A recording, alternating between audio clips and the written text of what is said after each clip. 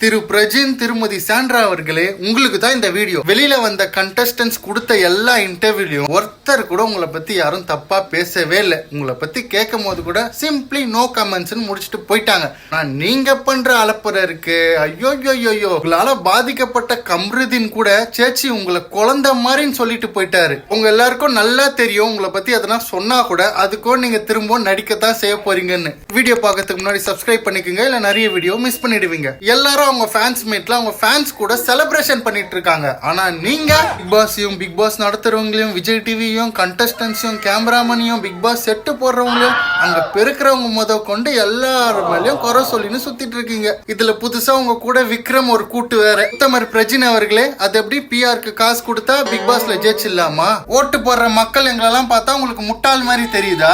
அது எப்படி 30 லட்ச ரூபா குத்துட்டு வைல்ட் கார்டு என்ட்ரில வந்துட்டா யார் வேணா பிக் பாஸ் டைட்டில் வின்னர் ஆயிடலாமா? தமிழ் மக்கள் நாங்க எல்லாரும் முட்டாளு. பிஆர் 4 வீடியோ ஷேர் பண்ணா அதை பார்த்து நம்பி ஐயோ இவங்க ரொம்ப நல்லவங்க, இவங்களை ஓட்டு போட்டு ஜெயிக்க வச்சிடலான்னு ஜெயிக்க வச்சிட்டோம். இவங்க பேசுறத பார்த்தா தமிழ்நாட்டுல மொத்தம் 95% பிஆருங்க தான் இருக்காங்க, 5% தான் மக்கள் இருக்க மாதிரி இவங்க பேசிட்டு இருக்காங்க. உங்க ஃபேன்ஸ் மீட்ல உண்மையா செலிப்ரேட் பண்ற மாதிரி எதனா ஒரு கொஸ்டின் இருக்கான்னு பாத்தீங்களா? இங்க எதனா பண்ணிருந்தா தானே இருக்கும். இதுல சேச்சி வேற என் புருஷன் அந்த ஹீரோயின் கூட நடிச்சிருக்காரு, இந்த ஹீரோயின் கூட நடிச்சிருக்காரு, அவங்க கூட எல்லாம் கம்பேர் பண்ணும்போது திவ்யா ஒரு ஆளா தெரியுதுல.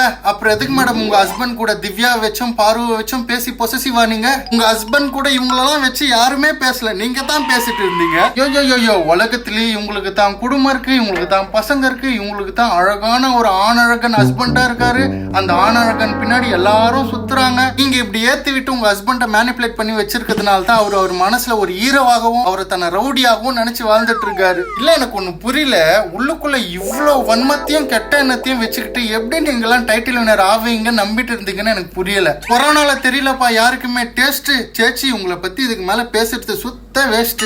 எல்லாரையும் தப்பா பேசியாச்சா, எல்லாரையும் குறை சொல்லியாச்சா, போதும் சேச்சி நீங்க நல்லவங்கன்னு நாங்க நம்பிடுறோம், ஆளை விடுங்க. ஐயோ உங்களுக்கா பேனிக் அட்டாக் வந்துச்சு? உங்க இன்டர்வியூல நீங்க பேசுறதெல்லாம் பார்த்தா மக்களாகிய எங்களுக்கு தாங்க பேனிக் அட்டாக் வருது. உங்க ஹஸ்பண்ட் சொன்ன மாதிரி நீங்க பெரிய நடிகை தான், உங்களை மாதிரி யாருமே நடிக்க முடியாது சேச்சி. அப்புறம் பிரஜின் என்ன, நீங்க அதுக்கு கூட வேலைக்கு ஆக மாட்டீங்க. அப்புறம் பிரஜின் சாண்ட்ரா அவர்களே, இந்த 2026ல best poison couple of the year அப்படின்ற அவார்டு உங்களுக்கு கிடைக்க மக்கள் சார்பா நானும் உங்களை மனசார வாழ்த்துறேன். பிக் பாஸ்க்கு அப்புறம் ஊருக்குள்ள ஒரு புது ரவுடி விக்ரம்னு உருவாகி இருக்காராமே. எல்லா இன்டர்வியூலும் சோஃபால சாஞ்சி உக்காந்துட்டு ரொம்ப நெக்கலா பதில் சொல்றாராமே. அப்புறம் என்ன, நம்ம அடுத்த வீடியோ பேட் வேர்டு விக்ரம பத்தி பேசணும்னா விக்ரமன் கமெண்ட் பண்ணுங்க, ஒரு 100 கமெண்ட் வரட்டும், அவரை பத்தி பேசிடலாம்.